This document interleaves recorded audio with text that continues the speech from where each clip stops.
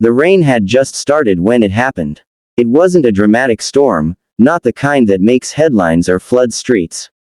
Just a steady, cold drizzle that soaked through jackets and made the city sidewalks shine like black glass. Sarah Mitchell pulled her hood up as she stepped out of Mercy General Hospital after a 14-hour shift. Her legs ached. Her hands smelled faintly of antiseptic despite washing them a dozen times. All she wanted was a hot shower and 6 hours of uninterrupted sleep before doing it all again. She never imagined the night would carve her name into the memory of 200 Navy SEALs. Across the street from the hospital, under the flickering light of a broken street lamp, a man was kneeling beside a German shepherd. At first, Sarah almost didn't notice. The city was full of people in various states of trouble. But something about the way the man held the dog, not casually, not lazily, but carefully, protectively, made her pause. The dog wasn't just any dog. Even from a distance, she could tell. The posture. The alert eyes despite visible pain. The military harness, worn but maintained. The small American flag patch stitched near the collar. K9. The man looked up, panic etched across his weathered face. Please, he shouted into the wet night. Someone help me. Sarah didn't hesitate. Exhaustion vanished. Instinct took over. She ran. Up close, she saw the blood. Dark against golden fur. A deep gash along the shepherd's side. The dog's breathing was shallow, but steady. Trained. Controlled. Even in pain. What happened? She asked, already removing her scarf to press against the wound. They tried to take him, the man said, voice shaking. 2 guys. Said he was worth money. I told them he's retired military. They didn't care. Sarah's jaw tightened. The man's hands trembled as he held the dog's head. His name's Rex. He saved my life twice overseas. Sarah glanced at the veteran's cap. Faded insignia. Navy. Okay, she said calmly. Rex is strong. We're going to stop the bleeding. She worked quickly, applying pressure, speaking softly to the dog. Hey buddy, you've done harder things than this, haven't you? Rex's eyes locked on hers. Alert. Trusting. Footsteps splashed behind them. Sarah didn't turn at first. She thought maybe someone else had come to help. She was wrong. You should have minded your business, a voice sneered. She looked up to see one of the men the veteran had described. Mid-20s. Hoodie. Wild eyes. A knife glinting under the streetlight. The veteran tried to stand, but age and shock slowed him. Leave, Sarah said sharply. Police are on their way. He laughed. For a dog, for a hero, she replied. The man lunged. She barely had time to react. The first stab caught her side. A burst of white-hot pain exploded through her ribs. She gasped but didn't fall.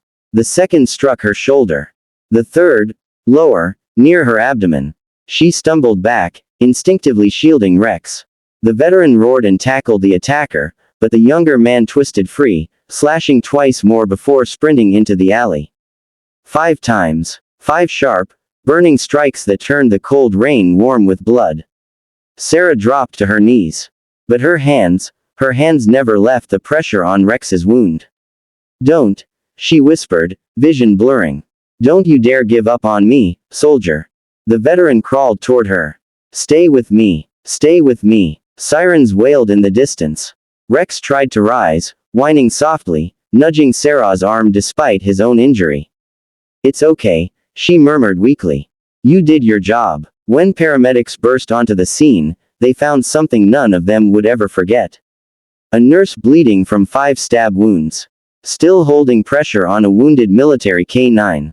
Refusing to let go. At Mercy General, chaos erupted when the ambulance doors flew open. Multiple stab wounds. A paramedic shouted. Female, early 30s. And the dog? Another nurse asked. Severe laceration. He doesn't leave her. Rex growled at anyone who tried to separate them until the veteran placed a steady hand on his head. It's okay, partner. Let them help her. Sarah drifted in and out of consciousness under bright surgical lights. Voices overlapped. Commands echoed. BP dropping. Prep for OR. She flatlined once. For 8 seconds. 8 seconds where the room held its breath. Then her heart roared back. Across the hospital, in a quieter corner of the emergency wing, a veterinarian from a nearby clinic, called in urgently, worked on Rex. Word spread quickly among the staff.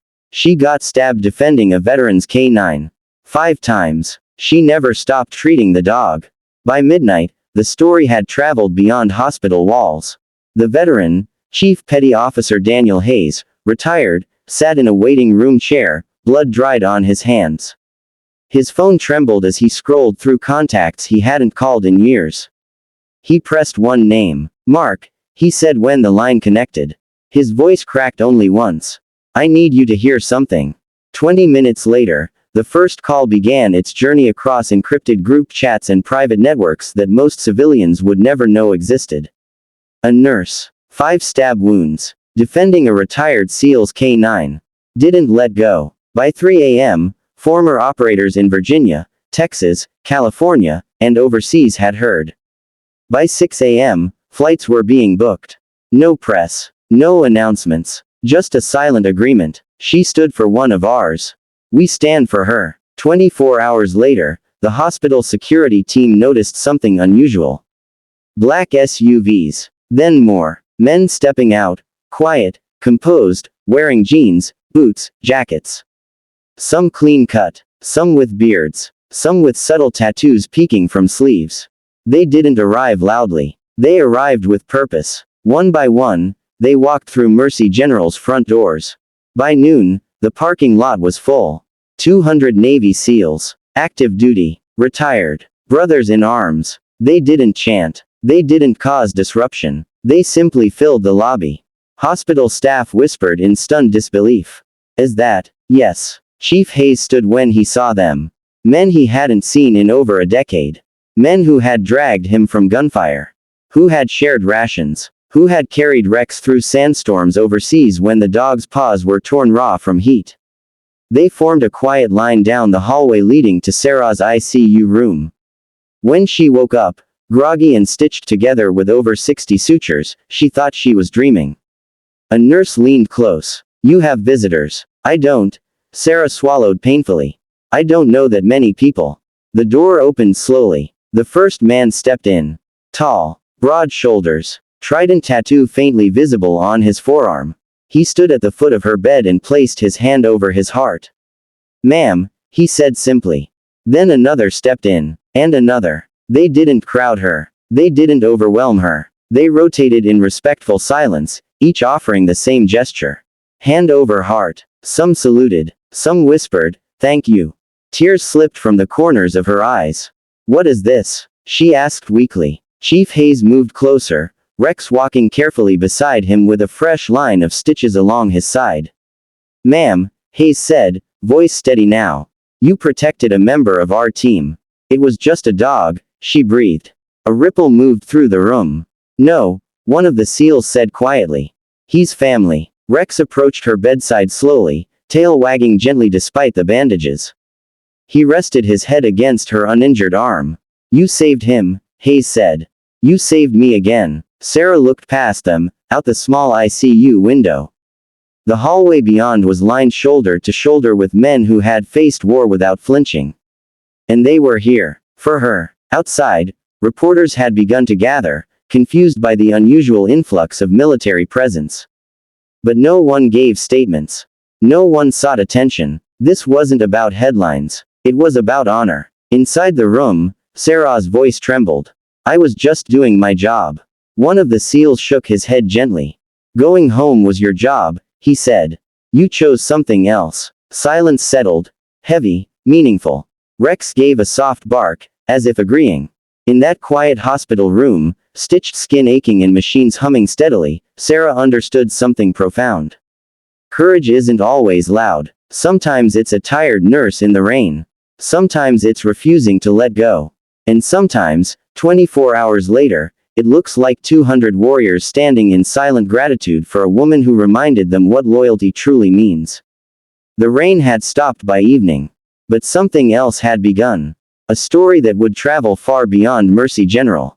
A reminder that when you stand for someone who once stood for all of us, you never stand alone.